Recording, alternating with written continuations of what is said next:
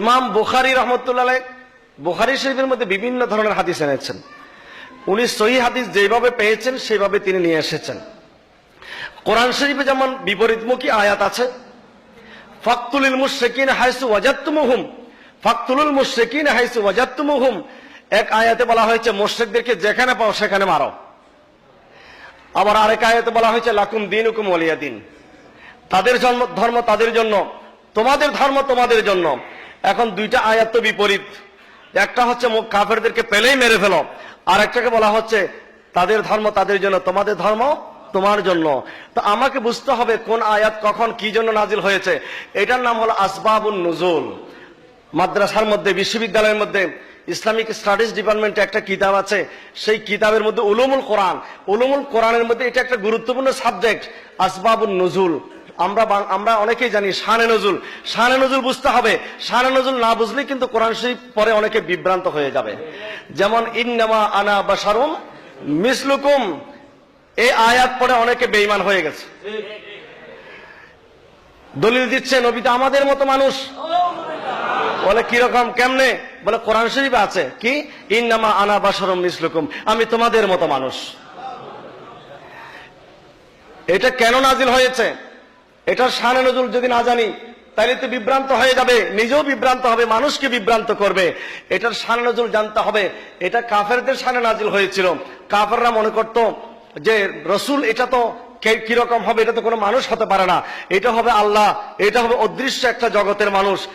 রসুল যিনি হবেন তিনি বাজার করতে পারবেন না, রসুল যিনি হবেন তিনি খাওয়া দাওয়া করতে পারবেন না, রসুল যিনি হবেন তিনি পোশাক পরতে পারবেন না।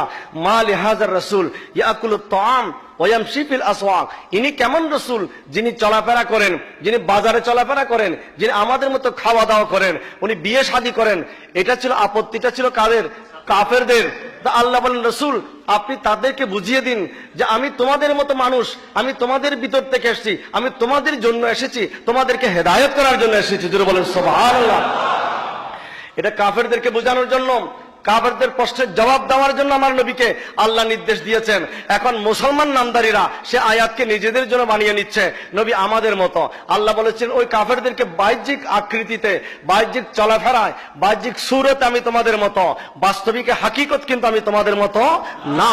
তো এখন কোন মুসলমান যদি সে আয়াতকে নিজেদের জন্য টেনে নেয় তাহলে বোঝা যাচ্ছে তারা নিজেদেরকে নিজে কাফেরদের কাতারে নিয়ে যাচ্ছে। যেটা কাফেরদের জন্য নাজিল হয়েছে এই আয়াতকে তারা নিজেদের জন্য টেনে নিয়ে যাচ্ছে। ইন্নামা আনা বাশারুম মিসলুকুম সেটা দেখেছো তুমি সূরা মায়েদার 15 নম্বর আয়াত, ক্বাদ জাআকুম মিনাল্লাহি নূরুন ওয়া কিতাবুম মুবিন, সেটা দেখো নাই? লাকাদ জাআকুম রাসূলুম মিন আনফুসিকুম আজিজুন আলাইহি মা আনিতুম হারিসুন আলাইকুম বিল মুমিনিন রাউফুর রাহিম, এটা তুমি দেখো নাই? ক্বাদ জাআকুম বুরহানুম মির রাব্বিকুম, এটা তুমি দেখো নাই? ইন্না আরসালনাকা শাহিদান ওয়া মুবাশশিরান ওয়া নাদিরা, এটা তুমি দেখো নাই?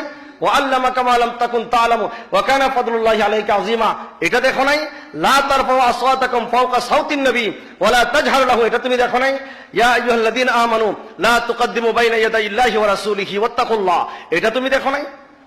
শুধু একটা আয়াত দেখে টান দিয়ে একদিকে দৌড় দিলে হবে না, বাকিগুলোও দেখতে হবে। সুতরাং কোরআন শরীফ আল্লাহ বলেছেন ইউদিল্লু বিহি কাসীরা ওয়া ইয়াহদি বিহি কাসীরা, কোরআন শরীফ পড়ে অনেকে হেদায়েত পাবে আর কোরআন শরীফ পড়ে অনেকে বিভ্রান্ত হয়ে যাবে।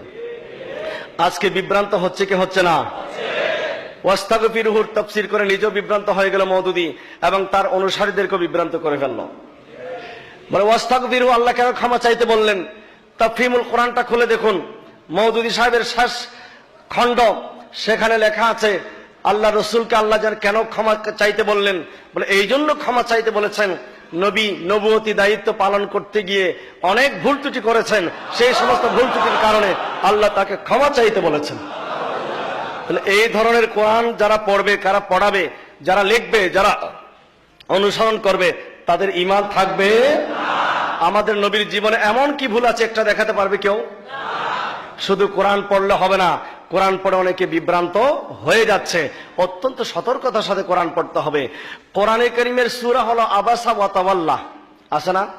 আমপারার মধ্যে একটা সূরা আছে, সূরা আবাসা ওয়া তাওয়াল্লা আন জাআহুল আ'মা। হযরত ওমর ফারুক আযম রাদিয়াল্লাহু তাআলা আনহুর যুগে এক ইমাম সাহেব প্রতিদিন ফজরের নামাজের সময় এই সূরা তেলাওয়াত করত। প্রতিদিন আবাসা ওয়া তাওয়াল্লা। হযরত ওমর রাদিয়াল্লাহু আনহু বললেন, ইমাম সাহেব এদিকে আসেন। বলে, প্রতিদিন আপনি এই সূরা ছাড়া আর কোন সূরা পান না? আপনি প্রতিদিন এই সূরা কেন পড়েন? এখন সে তো আর কোনো আওয়াজ নেই। ওমর রাদিয়াল্লাহু আনহু তরবারি নিয়ে আসলেন, তরবারি এনে ওই ইমাম সাহেবের গর্দান দুই টুকরা করে দিলেন। এখন বলুন, কেন এই কাজটা করলেন? ইমাম সাহেব তো খারাপ কাজ করে নাই, ইমামতি করেছেন, নামাজ পড়িয়েছেন, নামাজের মধ্যে কোরআন আয়াত তেলাওয়াত করলেন, কোরআনের বাইরে তো করেন নাই, কোরআনের ভিতর থেকে তেলাওয়াত করেছেন। এরপর ওমর রাদিয়াল্লাহু তাআলা তাকে গর্দান দুই টুকরা কেন করে দিলেন?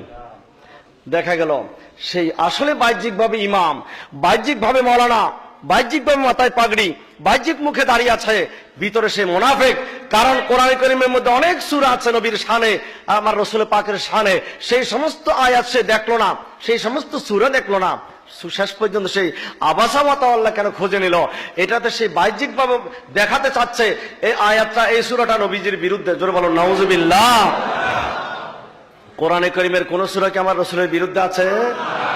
কিন্তু ওই যে কুল ইন্নামা আনা বাশারুম মিসলুকুম, যেই আয়াতের মধ্যে নবীর শান বর্ণিত হয়েছে, সেই সমস্ত আয়াত তারা খুঁজে পায় না, যেগুলাতে টেনে আমাদের মতো বানানো যায়, আমাদের মতো দোষে গুণে মানুষ বানানো যায়, ওই সমস্ত আয়াতগুলো টেনে টেনে নিয়ে আসে। এটার নাম তাফসীর না, এটার নাম হচ্ছে ভ্রান্ত তাফসীর।